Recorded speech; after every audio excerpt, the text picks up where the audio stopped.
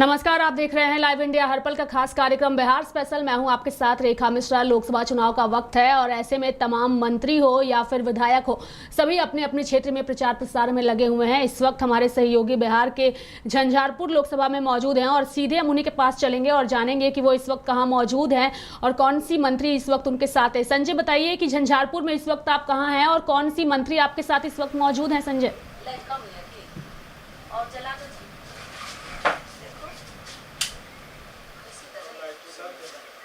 Light कहे थे बार-बार तपेंद्र, इसमें हार्ड लाइट डलवा दीजिए, एक ठो नहीं भूल। देखिए, हमारे साथ रेखा बिहार सरकार की महिला मंडल मौजूद हैं और लगातार चुनाव प्रचार कर रही हैं रामप्रीत मंडल के लिए और जनसभाएं संबोधित की है इन्होंने। कल प्रधानमंत्री नरेंद्र मोदी का दरभंगा में भी जनसभा था और इसको लेकर कहीं ना कहीं चुनाव प्रचार आज शाम थम जाएगा और हम सीधा बात करेंगे मंत्री बिहार सरकार से शीला मंडल जी से। मैडम, आज लगातार चुनाव प्रचार आप कर रही थी, लोगों का कितना प्यार मिला और कितना आशीर्वाद अभी तक मिला? देखिए, सबसे पहली बात बता दें कि हम बिहार के कई कोनों में गए हैं और कई जगह चुनाव प्रचार में हमेशा से रहे हैं। आप जान लीजिए कि हम कटिहार भी गए, पूर्णिया भी गए, सुपौल, आपको यहाँ पर सहरसा, मधेपुरा, बांका, वाल्मीकि नगर, सीतामढ़ी, मधुबनी। तो मधुबनी जो हम लोग का, तो यहाँ पे मेरा मायका भी है, ससुराल भी है, तो हम यहीं के हैं और हम लोग का बहुत मतलब दादा परदादा उससे भी हमेशा से हम लोग यहीं के निवासी रहे, मूल निवासी हैं मधुबनी के। तो यहाँ पे जो हम सब हैं, कल राजनगर गए थे, हम लोग के जो जितने लोग हैं, ररिया संग्राम, सब लोग हमारे लोग हैं, सब जगह पूरे मधुबनी जिला में, तो सब लोग के बीच गए। तो बहुत माननीय मुख्यमंत्री जी के प्रति जो आज भी लोगों में असीम श्रद्धा और कहीं से आपको कमी नहीं देखने को मिलता है और उनसे आज भी लोग उतना ही प्रेम करते हैं जितना पूर्व में करते थे। तो सभी लोगों का अच्छा रुझान है, लोग काफ़ी ये हैं, थोड़ा सा है परेशानी, लेकिन फिर भी सब लोग को हम लोग समझाते हैं कि देखिए, हम लोग को माननीय मुख्यमंत्री जी को देखना है और उनकी जो आप लोग भी सच जान रहे हैं कि माननीय मुख्यमंत्री जी आज बिहार में हम अति पिछड़ों के लिए कितना काम किए हैं। आप देख लीजिए कि कल तक हमारे बच्चे जो गरीब गुरबा के बच्चे, निचले पैदान पे दबे कुचले वंचित समाज के लोग थे, स्कूल की रास्ता की तरफ नहीं मुड़े थे, लेकिन माननीय मुख्यमंत्री जी ने एक एक ऐसी योजना चलाई जो अपने आप में मौन क्रांति और क्रांतिकारी परिवर्तन हुआ। देख लीजिए कि शुरू में जो स्कूल में खाने की व्यवस्था, तो उनको लगा कि इस तरह से देख करके एक तरह से समझिए कि लोगों को कैसे उसका रुझान हो पढ़ाई के प्रति, इसके लिए उन्होंने क्या किया, उसमें स्कूल में खाने की व्यवस्था किया। उसके बाद उनको लगा कि इसके लिए पौष्टिक आहार होना चाहिए, तो पौष्टिकता को भी ध्यान में रखा गया। उसके बाद जब सर्वे हुआ तो पता चला कि भाई क्या बात है कि लड़कियां जो है गरीब गुरबों की, आपको छठा सातवां पढ़ने के बाद नहीं पढ़, तब उन्होंने क्या किया, पोशाक योजना शुरू किया, साइकिल योजना शुरू किया और उसके लिए सोचिए महिला लड़कियों के लिए सैनिटरी पैड की भी व्यवस्था करें। तो एक एक दिशा में काम हो रहा है, जिससे आज हमारा आप देख रहे हैं कि लड़की जब 2005 में कितना परसेंटेज था, मात्र 12% लड़कियां स्कूल कॉलेज में जाती थी, लेकिन आज 98% लड़कियां लड़कों के बराबर जा रही है और रिजल्ट भी आप देख रहे हैं कि सभी क्षेत्रों में लड़कियों की भागीदारी भी बढ़ी है। तो माननीय मुख्यमंत्री जी जो पहल किए हैं बिहार के लिए, वो किसी से अछूता नहीं है, सब लोग परिचित है और सब लोग बखूबी बात को समझ रहे हैं हमारे लोग। लेकिन हम जनता के बीच जा रहे हैं मैम, लगातार लोगों की रुझान भी जा रहे हैं। हम 2 दिनों से झंझारपुर में हमारी पूरी टीम बनी हुई है, लेकिन लोगों को कहीं ना कहीं सांसद से नाराजगी है। सांसद जनता के बीच नहीं रहते, जैसे आप रहती हैं, लोगों से मिलती हैं, बातचीत करती हैं, कहीं ना कहीं प्रत्याशी के प्रति लोगों की नाराजगी है, उसे कैसे दूर करेंगे? क्योंकि ईवीएम का बटन 7 तारीख को दबना है, समय बहुत कम रह गया और आज चुनाव प्रचार भी थम जाएंगे, तो इस नाराजगियों को कैसे जवाब देंगे? क्योंकि सभी बड़े नेता कैंप जरूर झंझारपुर में किए, मुख्यमंत्री भी आए, प्रधानमंत्री कल दरभंगा में भी आए, लेकिन लोग के प्रति नाराजगी क्या है, इसे कैसे देखती हैं आप? देखिए, ये आप जो कह रहे हैं, आप सही, आपका आकलन है, लेकिन एक बात बता दें आपको कि देखिए कि कुछ वजह रहा होगा, ऐसा नहीं है। हम लोग को जब अवसर मिलता है तो हम लोग भी चाहते हैं कि जनता की और उनके दुख सुख को देखें। तो 2 ईयर जो रहा, कोविड का बहुत बड़ा भयावह स्थिति रहा, उस परिस्थिति में बहुत सारे लोग नहीं भी आए एक दूसरे से। वो परिस्थिति ही ऐसा था कि लोग एक दूसरे के घर भी नहीं जाते थे, यहाँ तक कि अपने जो सगा संबंधी होते थे उसको भी लोग टच नहीं करते थे। तो परिस्थिति के बस नहीं आया। और जो आपने कहा कि नाराजगी की बात है, वैसी बात नहीं है। अब जो है कि देखिए, हम लोग को देखना है कि हमारे राज्य में किसकी सरकार है, माननीय मुख्यमंत्री जी, और केंद्र में किसकी सरकार है, जिस पर लोगों को भरोसा है उस पर लोग उस ऊपर देखता है, नीचे की ओर नहीं देख करके काम। क्या लगता है जदयू जो है बाहुबली के सहारे चुनाव जीतना चाहती है? क्योंकि आज ही अनंत सिंह जेल से बाहर हुए, पेरोल पे बाहर आए हैं, 15 दिनों की उन्हें पेरोल पर बाहर किया गया है, लेकिन हवाला कुछ और ही दिया गया है। तो क्या विपक्ष जो सवाल उठा रहे हैं उसमें कितनी सच्चाइयां हैं? देखिए, ऐसा बात नहीं है।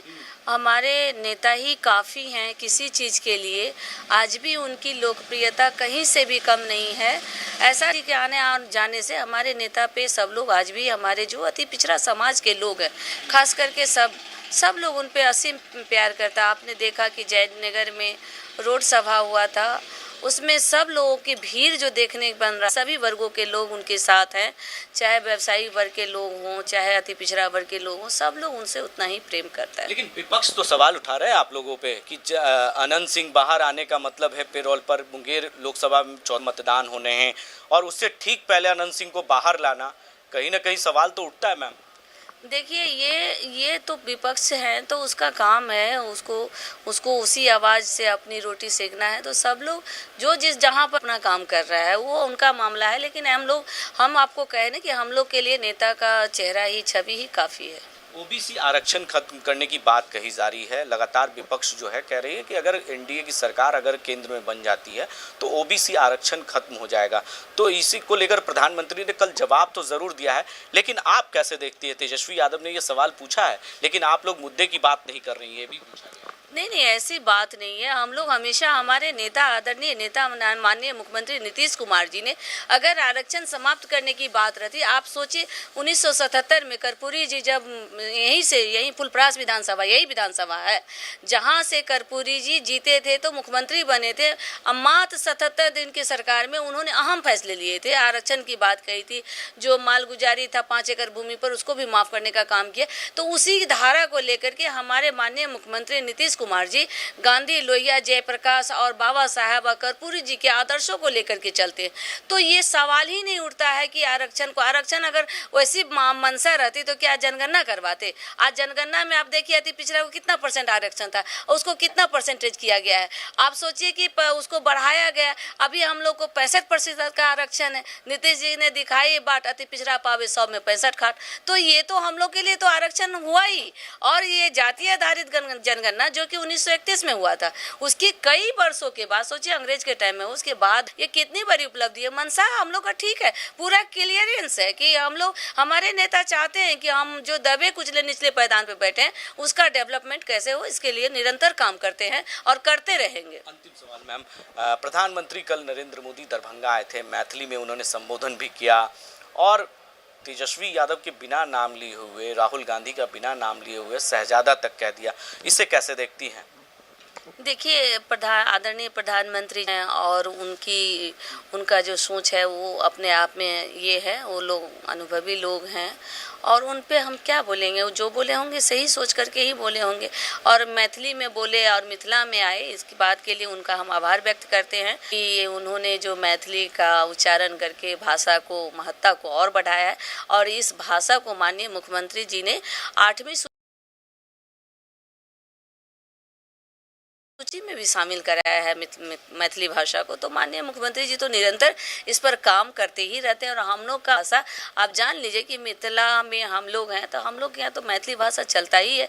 हम लोग मैथिली भाषी लोग भी हैं और हमेशा मिथिला में हम लोग बातों करे छिए, मैथिली बजबे करे छिए। हम सब तो सब जगह जाइ छिए तो कहबे करे छिए। हमरा तो अक्सर भाषण में मैथिली घुसे जाइ छै, कनी ने कनी सब लोग समझे छथिन, बहुत अच्छा लगे छै। तीसरे चरण का मतदान है और लोग दूसरे चरण में जो वोट प्रतिशत हुए उसमें कमियां आई है। मैथिली में एक बार अपने जनता को संबोधन कर दें कि जो तीसरे चरण के मतदान हो उसमें परसेंटेज कम ना हो बिहार के लिए। देखियो, सबके हम आग्रह करे छी, माता बहने बुजुर्गों, युवाओं और जितने भी लोग हैं आज के डेट में मतदान जिनका करे के छै एहि बेर नया लोग छथिन तीन करै छी कि देखियो ये अथी बाबा साहब हमरा सबके अधिकार देलखिन, संविधान में अधिकार छै, वोट डाले के अधिकार, ई लोकतंत्र के महापर्व छै। एहिमे अहाँ सब लोग बुझियो जेना बेटी के बियाह में सब लोग एक हिल मिल कर एक जगह इकट्ठा भऽ कऽ हम सब ओहि यज्ञ के संपन्न करै छी। एनाहिते ये लोकतंत्र के महापर्व के सब लोग मिल करके संपन्न करियो।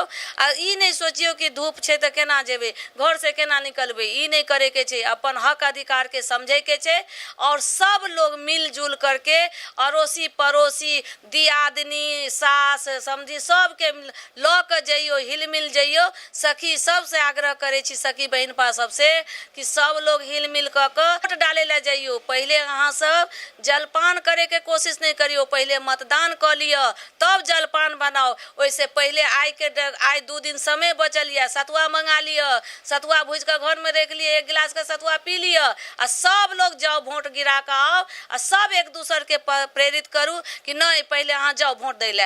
महिलो सबके कहे छियन कि घर में कहबन पुरुषों के कि नहीं जाओ पहले अहाँ सब वोट गिरा कर आओ, हमहूँ सब जाइ छी वोट गिरबै ले तब खाना पीना बनत। कियाकि आ पर्व कोई देश में नहीं छै, ई एहन अधिकार छै, हम अपन अधिकार किया खोब, सब लोग मिलजुल करके वोट करो।